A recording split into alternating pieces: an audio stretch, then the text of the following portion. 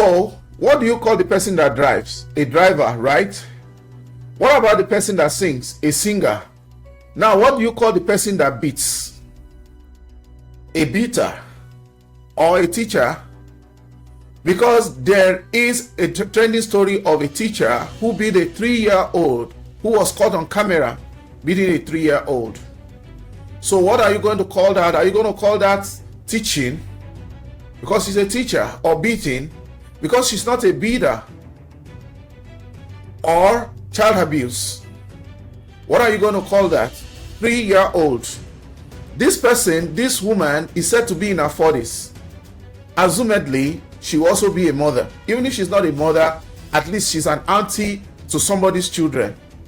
She has children in her family. So what do you call what happened between that teacher and that child? What that teacher did to the child? Do you call it physical abuse? Is that a normal behavior?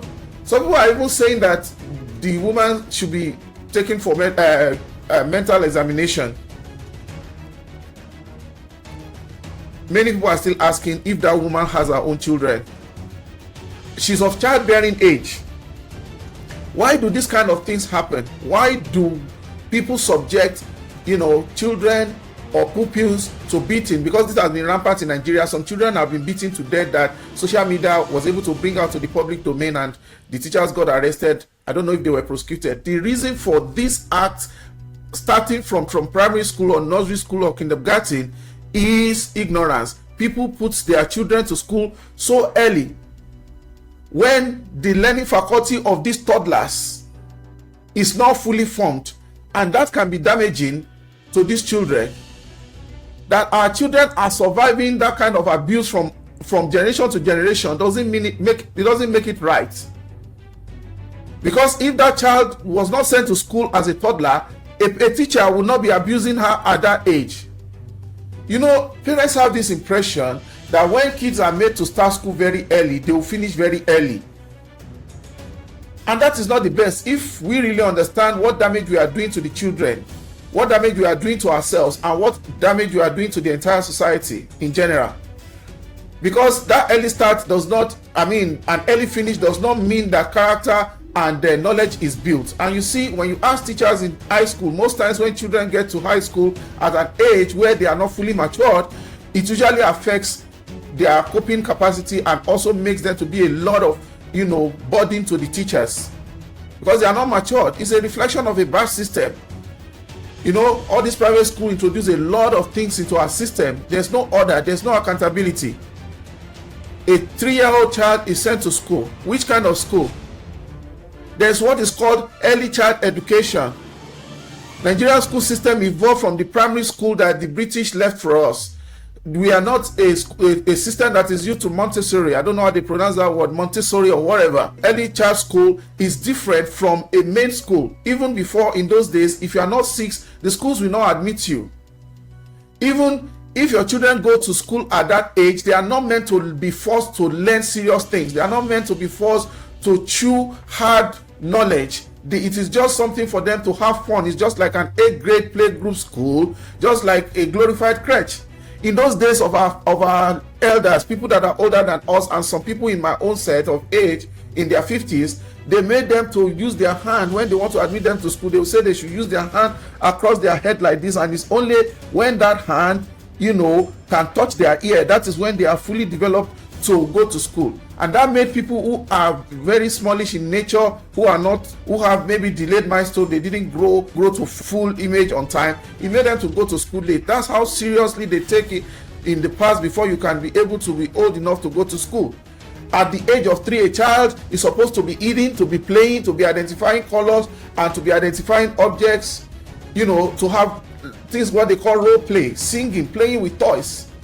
In that kind of school, the educational system that will admit a 3-year-old is not to be giving them things that will make the teacher to now be beating them. That's fun time for the children. Sometimes they mix this thing with educational toys. They just make that environment fun for the children. It's just like putting them away, and then instead of them just sleeping, waking, and just just being idle, just to engage them. It is not a serious school that you want to force the child to learn by force. To be counting number 61, 62 at what age? Even if there are exceptional children who do that, it should not be by force.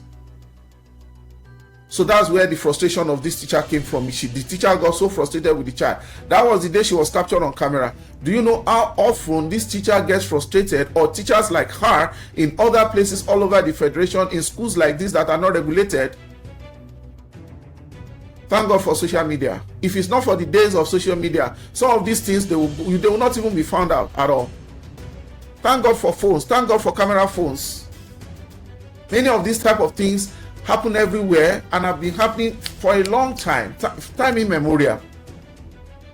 But the furore over this is just that it was captured on camera. You see, generally as a society, we really like some standards, and if those standards exist, they are not being enforced. What is lacking in this situation, because we are looking at that lady, Stella Nwadigo, she's not the only one. There are many Stella Nwadigos in the system. What is lacking is the knowledge of teaching. Even at that age, if you are assigning those children to her, she should have the capacity, she should have the training, she should have the capability. She should understand the teaching methodology and professionalism. She should have that skill of imparting knowledge in children of that age. Like I said, the education of children at that age should be age appropriate, and the skill of the teacher should also be age appropriate for the pupils that she'll be handling. A lot of these kind of things go on in private school all around there, because, you know, in our own culture, it looks as if beating is teaching. The way you teach an adult is different from the way you teach a child. Many people don't understand that. When you see, when you roll with teachers, you will understand that their work is professional. It's just not because you have knowledge, then you can impart it. Not everybody that has knowledge can impart it. So that's why they go to school for education, to train. And they know the children personality types by relating with them. Even adult children, they know students are different. Some children are quick to understand. Some children they can get instructions quickly, they can understand instructions quickly, but that does not make them the brightest. The teachers they learn psychology as part of their training in school, in their curriculum. So even for all categories of students, they know how to approach and to deal with the children or the students to get the best out of them. The fact that somebody learns slower or is slow to grab concepts, or gradual, let me put it like gradual in their understanding, doesn't mean they are the slowest, doesn't mean they are the weakest. They might even be the brightest in the long run. Even though they are not quick to understand, they may be the ones that will chew the concept, that will chew it and really understand and absorb it and imbibe it in a way that by the time they present it in the exam, they are the best students. So the quiet students, sometimes they are the strongest students, most brilliant. When you understand personality types, you have choleric, you have melancholy, you have sanguine. What is the fourth one? Sanguine, melancholy, choleric, and phlegmatic. Now, you will know the personality type of people when you are dealing with them. That child, for example, we don't even know the reason why that child got into trouble with that woman and she lost it. There are many reasons why some people did not excel in school as children. It's because their teachers did not understand their personality types to be patient with them, because it is said that examination is not the true test of students. What is making this teacher to beat this child? Examination. The teacher thinks that the child should be able to understand or grab whatever knowledge she's trying to pass across. Now this child is struggling. This thing has been happening since the age of our parents. Many people became dropouts because the teacher or the educational system was not patient with them. The only measure of aptitude is examination. And that's why we have many dropouts. Many people that end up as Aguero today, you even hear the English some of them are speaking. You will realize that if they were given a chance, if we were properly trained, if they were properly tutored, they will not end up in the streets. But their parents and the education system was not ready for them. They were not patient with them. That's how it starts. Many of the street urchins that you see today, they are candidates for professorship, for professorial, education, for doctor, for pharmacists, for lawyers, for engineers. But nobody gave them a chance. They will beat them to the point that in those days when we were younger, people will run away from school. These days, parents drop children at school, right? But those were the days children will try to school. Sometimes they will not even get to school.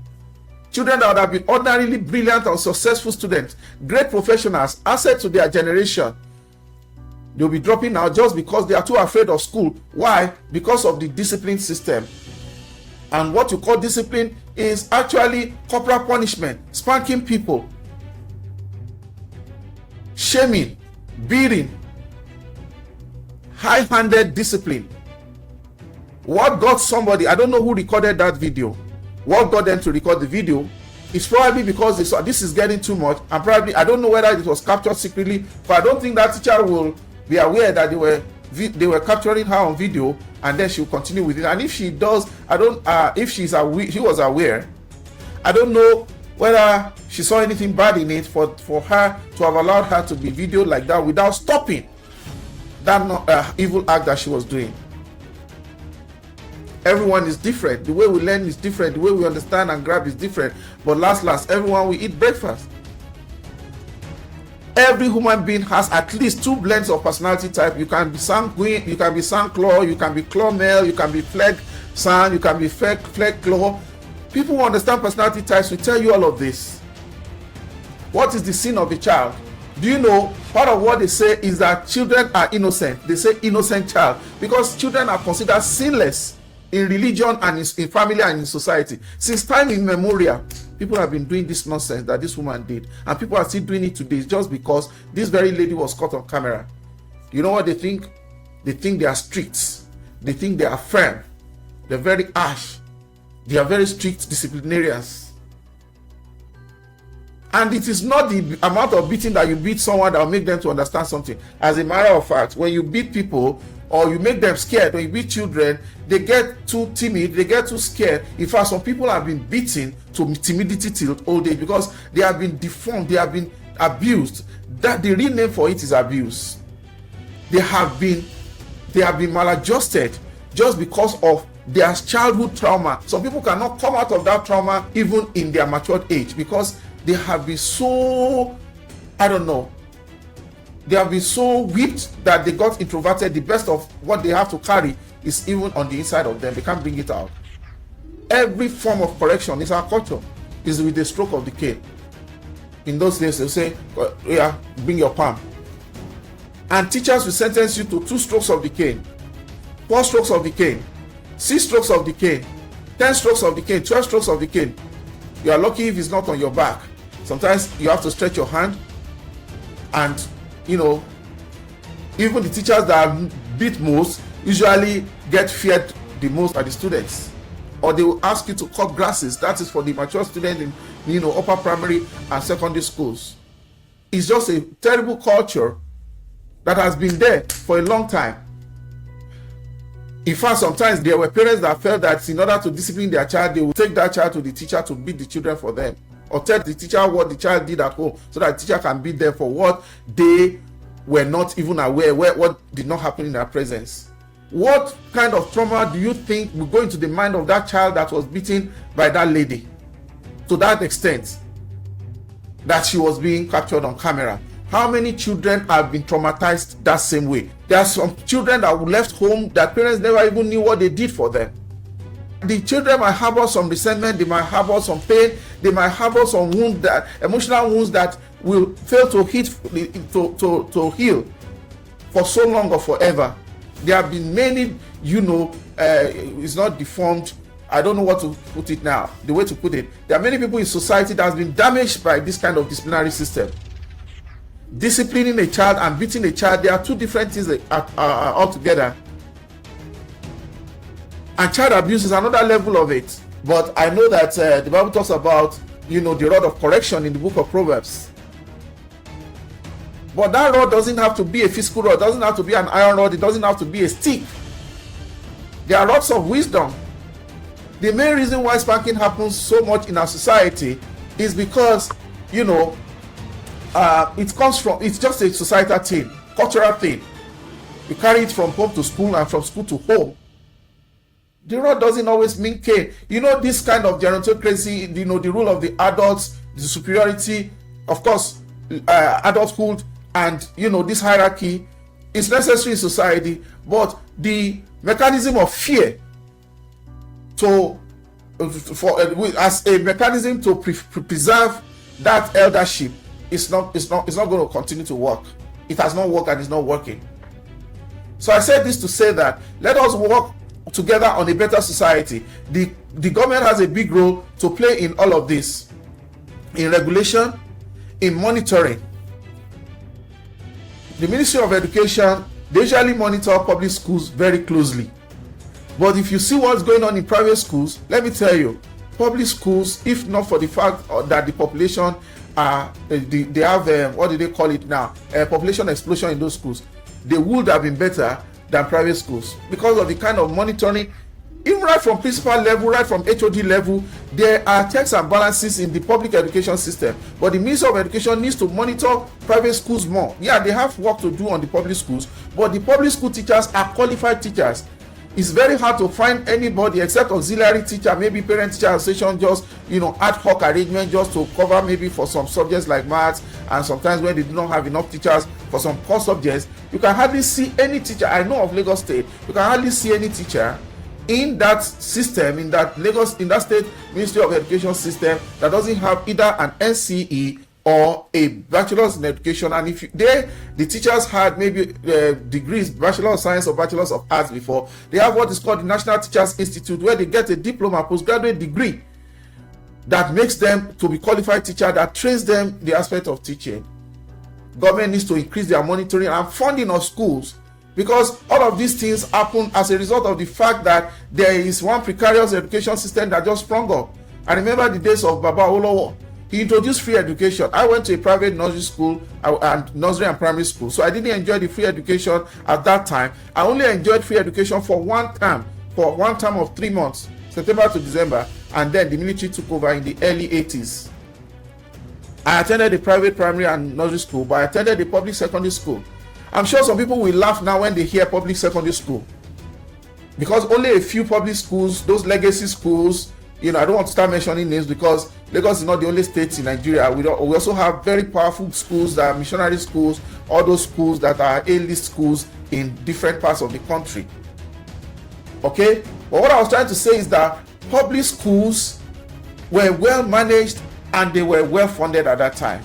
There were not much private schools around, private primary schools or private secondary school. In fact, in the community where in the city where I grew up, I think there were only 3 private schools. In fact, 2 and 1 that looked like a private school in the whole of, and it was the population is over 1 million or 2 or 3 at that time. Is the most populated part of Ogun State as at that time. There were not much, if at all, private schools at that time, and there were the secondary school were just nowhere. The private secondary schools were nowhere.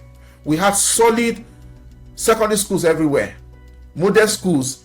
In fact, in some states they had model schools. Every local government, they will pick maybe 1 or 2 schools that are high-ranking top schools with good infrastructure, and the government will pump money into that place to the extent that people from other states, neighboring states that are within traveling distance, sometimes parents come to enroll themselves in these schools. Each local government, they picked a school or 2 for model schools, and they were well equipped. I remember at that time we were already in our senior secondary when they brought junior engineers and technicians jets to secondary schools, and then you see their technical lab, when you see the equipment there, wow, massive. You could learn all manner of trades, including when you go to some schools, what do they call this nutrition, this thing, home economics classes, laboratories. I don't know whether they call it lab or whatever, the rooms that they separate for those ones. We had federal government colleges everywhere, in almost every state. I'm talking of when Nigeria was 19 states, both for boys and for girls, and some of those schools were mixed. The conclusion of this matter is that I heard that this lady has been arrested and she has been remanded. I think she has been taken to court already, and maybe the case has been adjourned. This matter should get to a logical conclusion. It's not about scapegoating this woman, because there are many of this woman's type out there, very many. In fact, you close your eyes and you open it, you will see them all around you. It's just that she was caught. Just like I was saying in one of my videos, a lawyer friend of mine told me 1,000 people can commit a crime or a misdemeanor or sin. They can make a mistake that is counted, that they could go in for it, but they may not be caught. But the law says whosoever is caught. You might be the 1,001 and you get caught. We hope others like her in the system. Thank God for this kind of things happening, because the sensitization will go around. People that are doing this, they have been doing it for years and never got caught, and it became a societal or systemic thing. Those things will begin to, they will begin to fade out of our community. We hope others like this woman will learn. And most importantly, everybody should know that this is not a teacher thing. That woman is probably not a trained teacher. The teaching profession is a noble profession, and they have qualified and professional teachers. They have them everywhere. Government should recruit more of them. No teacher that is trained should be idle. And also the private schools should endeavor to go for professional teachers, not just one person who is sitting at home because they have a school side, they don't have anything to do. Part of the problem is that these private schools, they don't want to pay. A lot of them. I'm not talking of the A-list ones. Even those ones self. It's just like people are working in plantations. In those days, even for you to be able to teach primary schools, when I was growing up, the primary school teachers had to attend teacher training colleges. To teach in a secondary school, you will need to have an NCE, the National Certificate of Education, or a Bachelor's of Arts or Bachelor's of Science. In those days, they allowed them to teach. But these days, you must back up your BA or BSc or B whatever engineering degree. You must back it up with a certification in teaching. And that is one way where people will learn teaching psychology. I'm not a teacher, so if I'm not using the terminologies correctly, I'm just talking as a random person who has been to school and who understand that education is a system, education is an industry. In quotes now, education is an institution. Let me not use industry because of the commercial part of that. You must get certified. The schools must employ people who have the capacity to teach this, to train these children. Grade 2, then there was a time it was almost equivalent to when you have very good grade in your school start of 5 years. And that's the way to go. That's the way to go. That's the standard we should strive to keep. It's not every person that can be a teacher. Not every high school dropout, with apologies to them, can be a teacher. Not every idle graduate can be a teacher. Not everyone who can find a better job should be hired by a proprietor or proprietress. There are many people with bachelor's of education degree, national certificate of education, or one kind of certification from NTI, Teachers Institute, or the other, that can, actually understand what the profession is and do it professionally under good supervision of experienced teachers like them and them. Jobs should be given to those who have the temperament to deal with children. Nobody should unleash that kind of woman, this stellar woman. Nobody should unleash such people on innocent children, because that is unleashing. Untrained, lacks the temperament, inexperienced, unqualified, temperamental, and you unleash them on the children. Not everyone has the temperament of a teacher. Some parents cannot even teach their own children. They have to depend on lesson teachers. Some of our mothers in those days and our fathers who taught elementary classes, they were seen as firm and strict, but they were very caring to the children. Some children will never forget Mrs. This, Mrs. That. That's what they used to call them, not this uncle and auntie. They call them Mrs. This, Mrs. That. Mrs. Alonge, Mrs. Lagoya, Mrs. Tamedu, Mrs. Thompson, Mrs. Martins, Mrs. Beckley. Well, that is my take on this issue. I just hope that this will be a clarion call. It will be a wake-up call, so that this kind of things don't keep happening. Because, well, I don't know what the punishment for this woman will be eventually if she's convicted. But anyone that is being assigned to children should actually have the temperament for training children, and not just training children. Those toddlers, at the age of toddling, they don't even need teaching, they need care. So the teaching that looks like caring, and the caring that looks like teaching is what should be given to this age group of children, because it's a system thing. It's not just that school, it's all over the place. Such people must first and foremost be lovers of children. Lovers of children. Even in church, even in mosque, there are people who are just naturally, they love children and they are good with children. Not everybody is good with children, and that should be understood.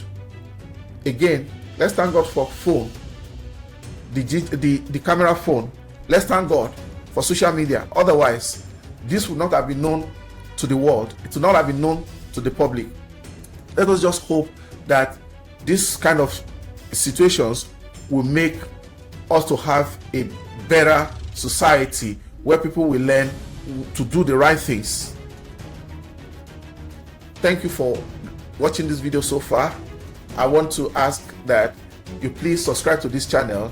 From the back end, we found out that only 1 out of every 4 persons, people that have been watching our channel are subscribed, only 25%. Please, can you just take a second to hit that subscribe button, click the like button so that this video can be shared to other people that could benefit from the content. And I promise to make content that will benefit us more and more, and bring guests, and also bring you to live shows on all our handles on Instagram, on TikTok, or Facebook very soon. Thank you again. Please subscribe and share this video. I'll see you on the next one.